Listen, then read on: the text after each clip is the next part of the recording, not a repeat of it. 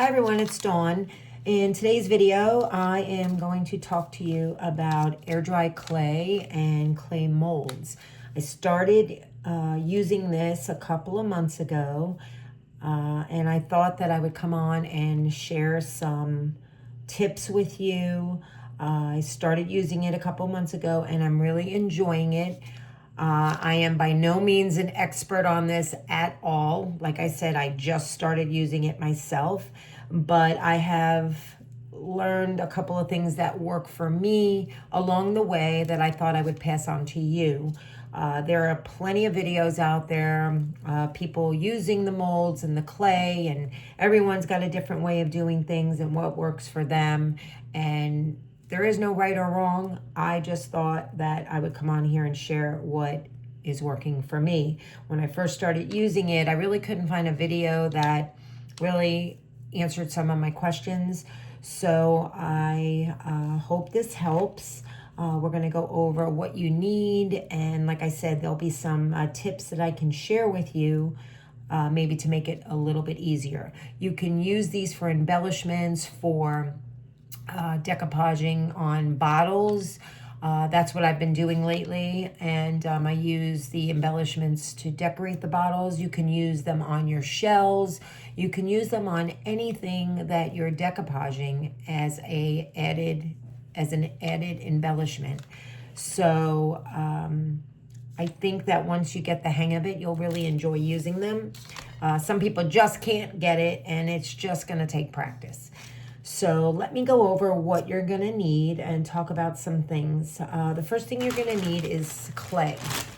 Now there's a lot of different clays out there, but from my research and YouTube videos and everything, this happens to be the clay that everybody uses. It's called Das.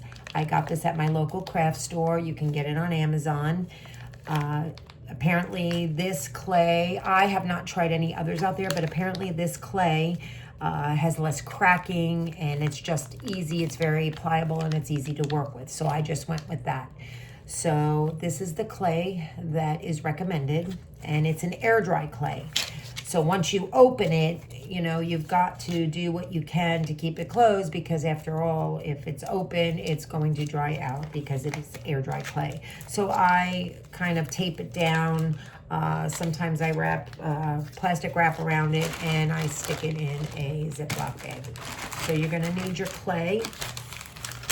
You're going to need a palette knife. This you can get at your local craft store. You can get it on Amazon. You're going to need a paintbrush, and this is optional, and I will explain to you what that is for. And then there are several different molds. The very popular molds are the ones that you can get on Amazon. You can get them on Etsy. You can get them, well, I've yet to really find these in my local craft store. I've had to order them off of Amazon, Temu, Shine. These are very common, okay? That's one type. And then you have these. It's another type. You know, you can get them where there's different designs on one thing, or you can buy them individually. Then my favorite ones that I've found that I love is the ones I've been getting on Etsy. They are pretty pricey, but they are a dream to work with. So as you can see, it is much thicker material. It's much more stiff. It's got the deeper grooves in it. I just really love working with these. So that's one, and here's another one that I bought off Etsy. And like I said, they're pretty pricey. These are like $26, $27 a piece. But as you can see, you get several different designs on one piece. These from Amazon, these can run you $4 or $5 a piece. And they all work good, but I really enjoy working these. So what I'm going to show you is I'm going to do a mold from here and then a mold from here so that you can see the difference. I mean, they work the same, but just so that you can see the difference of how they work. This is basically this. So I'm just going to push this to the side. So what I've seen is that they say that before you put the clay in the mold, what you can do is you can take a paintbrush and you can lightly dust cornstarch in the mold to prevent sticking. So what I have found that when I do that, when I go to put the clay in the mold, it keeps bouncing out. It kind of loses its stickiness, and it just makes it more difficult for me to put it in, but a lot of people use that. The other tip I saw was people taking a paintbrush and brushing baby oil all inside the mold. I have not tried that yet. I can't give you any information on that because I have not tried that. But here's what I've been doing. So after I get the clay in the mold, I go ahead and stick it in the freezer for anywhere between 30 to 45 minutes. They even say up to an hour, but I've only been going 30 to 45 minutes. And then with it being hard, it then releases from the mold very easily. So that's what's been working for me, and that's what I'm gonna do. So I don't know if I have to make this video in 2 parts. If I do, it'll just be a part 1 and part 2 because, like I said, if I can splice them together, I will. But after I put the clay in here, it does have to sit in the freezer for 30 to 45 minutes. And I didn't want to do it ahead of time because they defrost pretty quickly. And the idea is to get it out of the mold when it's still hard. Okay, so what you're going to do is you're going to take your clay. I guess I should have done this beforehand. You're going to open up your clay. And what you're going to do, we'll do this mold first. You're going to take a nice clump of clay. Okay. Try to get enough that you think is going to fit in the mold. Now it's okay if you have too much because we're going to clean the mold off. And this is all done in real time, so the clay doesn't always behave. So who knows what's going to happen, but that's what I want you to see. So what you're going to do is you're going to take your piece of clay and you're going to knead it in your hands for a little bit just to get it more pliable and easy to work with. Okay, then you're going to take your mold and you're going to take your clay and you're going to basically just push it into the mold. Spread it out, push it in. It doesn't matter if you go over the mold because we're going to clean that off. Oh, and you're also going to need a little bit of water on the side. Okay, so now if you have a roller of some kind, which I do, but I didn't bring it over here, you can kind of roll over this and flatten it. Now this is the back, so don't worry too much about it. But what you're going to do is you're going to press down on that as good as you can. And as you can see, it's all around the outside of the actual design. Okay. Then what you're going to do is you're going to take your palette knife, and they have plastic palette knives, but for this particular thing that you have to do, I would get a metal palette knife. So what we're going to do now is we're going to clean and take some of the excess clay off. So what you're going to do, now you can't go from, you're going to slide it, but you can't go from the corner because it's going to pull it up. What you're going to do is you're going to go from the middle to that side, from the middle to that side. Like I said, if you try to go this way with it, it's going to lift the corners out of the mold. So what you're going to do is you're going to go into the middle.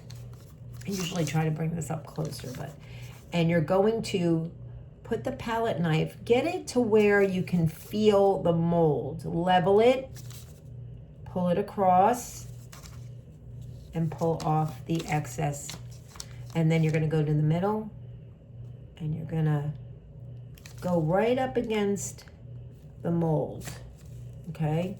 And you're going to keep doing that until you get all the excess off, okay? You see how I'm laying it flat against, this is going to take a little practice, but you can do it. You see how I'm just holding flush. Now, what you see is some of the clay came out of where the design is. No worries. What you're going to do is you're going to take a little bit more clay and you're going to shove it right into where it came out. But you're just gonna go all around the mold until you feel like you got most of the excess, okay? But now you can see that there's still some on the outside of the design. So what you're gonna do is you're gonna take your fingers and you're gonna stick it in some water, and then you're gonna clean up the mold. You're gonna rub the back of it smooth with some water. If you need some clay to go into the design, you're just gonna push it in. Now what you're gonna do is you're gonna just go around and clean up the mold. I hope you can see what I'm doing. You know, the water will allow you to get the other excess off, and you're gonna make the back smooth. Now, don't worry about it too much because, like I said, this is the back of the mold. So even though there's some, you know, wrinkly cracks in there, don't worry about it. But you can see how clean it is around the mold, and that's what you want, okay? So that's one mold. I'm gonna put that to the side. Okay, now for this mold, it works the same way. And again, you can put your cornstarch in there. I choose not to. I did in the beginning, but I don't feel the need to, because once you stick this in the freezer, it's going to pop out of the mold with no problem. Okay, so now we're gonna go for this one. So now, set your clay in the mold. Just press it in. It doesn't matter if it goes outside the design, but you want to just make sure you're pressing it in pretty good. Okay. Looks kind of sloppy, messy, but not a problem. All right. And then again, you're going to take your palette knife and you're going to go from the middle to that side, the middle. And you're just gonna keep going around. And like I said, if you grab your palette knife and you kind of feel where it's level, you should get it pretty good. Now, sometimes I go a little too deep and I take some of the clay off, but it's okay. You can go right back in with some more clay and just fill in the holes. Okay. So that's pretty good. So now I'm gonna wet my fingers again in some water. See, that's what I've got so far. I'm gonna put my fingers in with some water. And I'm gonna just flatten it smooth. And again, doesn't matter how smooth it is on the back because it is the back, but you want it flush to the mold. And there you go, okay? So see how clean it is around? So now what you're gonna do is you're gonna take your molds. You're gonna take your molds and you're gonna pop them in the freezer. Anywhere's from 30 minutes to 45 minutes. Yes, it does take a little while, but I'm telling you, it is going to be so worth it because to try and get it out of the mold now is where it's gonna stick. So we're gonna go pop these in the freezer for about 30 minutes, and then I will be back to take them out of the mold and show you what you get. Okay, so thanks for watching, and I'll see you shortly.